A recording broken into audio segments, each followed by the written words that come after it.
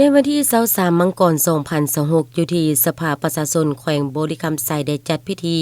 เลื่อนสมาชิกพรรคสำรองเป็นสมาชิกพรรคสมบูรณ์โดยเป็นเกียรติของร่วมเป็นประธานของสหายนางมาริสาอาภัยราชประธานกฎกาคณะพรรคคักทานสภาประชาชนแขวงมีคณะสุขยูจัดตั้งแขวงพร้อมโดยสมาชิกพรรคภายในสภาเข้าร่วม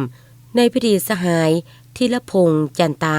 หงเลขาธิการสภาประชาชนแขวงได้ผ่านมติตกลงของคณะประจำพรรคแขวงเลขที่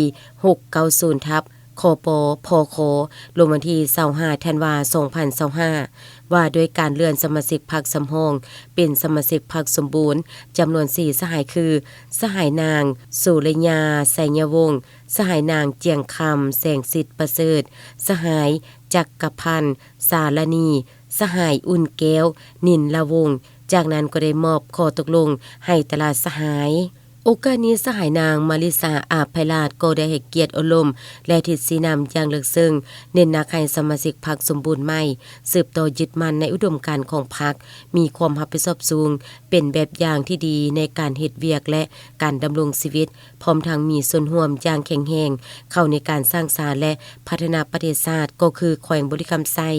พิธีดังกล่าวเป็นเหตุการณ์ที่มีความหมายความสำคัญ